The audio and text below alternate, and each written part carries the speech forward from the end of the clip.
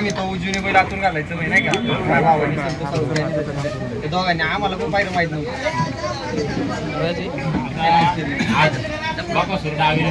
मला वाटतं पहिल्यांदा चांगले म्हणजे एक मोठी रिस्क होती तशी पाहिली. रिक्स म्हणजे आम्ही डायरेक्ट डायरेक्ट म्हणलो झाले तर झाले नाही तर नाही, पण आपल्याला बी कळून बैल पळतोय का नाही बाहेर. पहिले आता गाठावतो पळत होता, पण मुंबईचं पब्लिक जरा नाही का जास्त असल्यामुळे रिक्स होतीच आहे. रिक्स मध्ये त्याला त्याने आपली मान्य खाली जाऊन दिली. तुम्ही आले कधी होते इकडे? काय सकाळी भरला होता, 5-6 वाजता भरला होता. आणि गुरु आणि बाकासूर आतापर्यंत 3 फेऱ्यात पळाले, तिकडे दिसणार आहे का काय? बघा नाही, दोन्ही बैल लागली उजव्या ठाणची, त्याच्यामुळं 3 फेऱ्यात तर नाही दिसायची, पण बिनजोडला दिसते. बिनजोडला दिसते. काय सांगशाल आजचा आनंद? काय सांगशाल? पब्लिक एवढं होते का म्हणजे नाही का, पब्लिकला थांबू पण शकत नाही, फॅन फॉलोइंग एवढी बाकासूर गर्दी भरपूर होती. काय सांगशाल? नाही का, एक मागून 2-3 हार झाल्या मुंबईमध्ये, पण आज ते प्रेक्षकांनी भरून काढले. एवढे आनंद जल्लोष, एवढं प्रेम आहे त्या बाईला. आज खरं प्रेम कळलं मुंबईवाल्यांचं. काय सांगशाल? भरपूर म्हणजे नाही का 2-3 वेळा याच्या आधी अपयश आलेले बिनजोडला. कसं होत होतं, आता बैल आपला उजवीने आतून आणि डावीने बाहेरून बैल नाही जात मुंबईमध्ये पब्लिकला पाळणार, आणि बाकासूरची गाडी म्हणले की पब्लिक लुटून येतं. त्याच्यामुळे आपली कुठंतरी चुका होत होत्या. शेटने आज रिक्स घेतली, बैल डावीने बाहेरून आणलं. चांगली पळाली. हो, चांगली.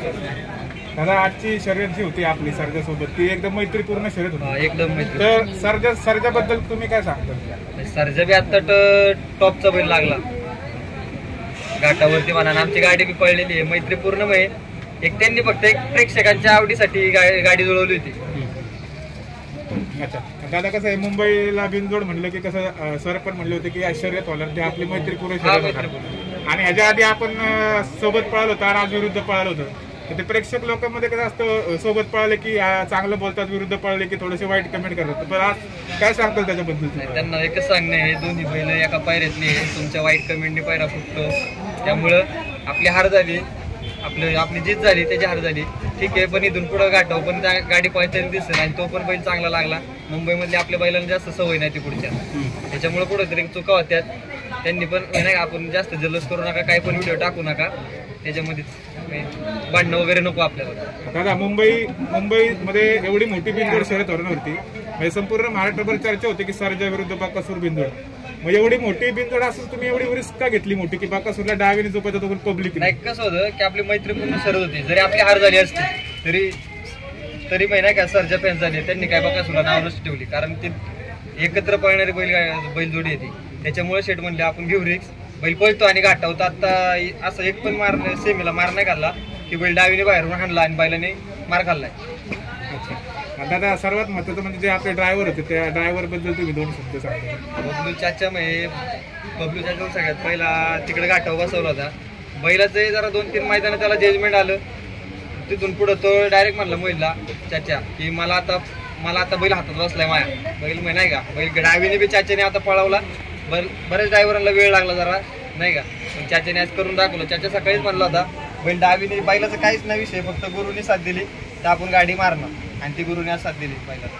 सकाळी तुम्ही जेवण ड्रायव्हर सकाळी आपण काय होतं, बैलाला डावीने घालायचं असेल तर पहिला उजवीने फेरा लागतो बैलाला. त्याच्यामुळे आल्या सेफ्टी नाही, लवकर या. आले मग पहिला फेरा काढला आणि मग डायरेक्ट डावीने शर्यत. अच्छा दादा, आणि दुसरी गोष्ट म्हणजे आता 3 तारखेला पण एक आपलं मैदान आहे आपल्या सातारा साईडला, तिथं सर्व प्रेक्षकांची इच्छा आहे की मथुर आणि बाकासूर सोबत पळावे. तर ते पळणार आहेत का 3 तारखेला सोबत? 3 तारखेला मग आपण तर हा म्हणलेलं आहे त्यांना, पण त्या दिवशी त्या मुलाखतीमध्ये मी मथुरवाले गाठाचे नियोजन करतात, त्यांचं आहोत काही नक्की नाही वाटतं.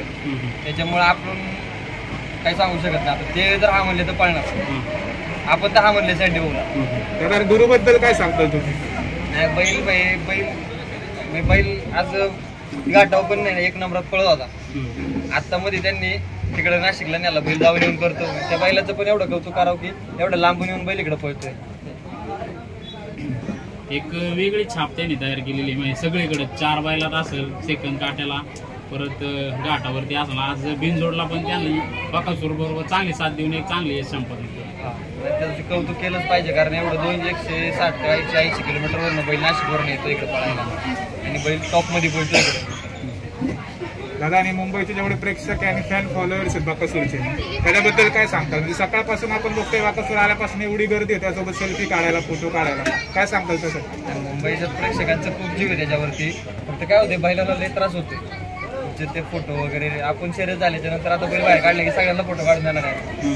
फक्त शर्यत होस्तवर त्याला त्रास नका देऊ, कारण बैल 150-200 किलोमीटरवरून येतो पुण्यावर, एवढं सांगायचं. आणि त्यांनी आज भरपूर प्रेम दिलं, साथ पण दिली. एक पण पब्लिक आतमध्ये नव्हतं. काडाव गाववाल्यांचं पण मी अभिनंदन करतो. त्यांनी एवढं भारी नियोजन करून एक पब्लिक एक सुद्धा जे पाठीदार येतात ना, एक सुद्धा पब्लिक आतमध्ये नव्हतं. त्यांचं अभिनंदन. शुभेच्छा दादा तुम्हाला. धन्यवाद.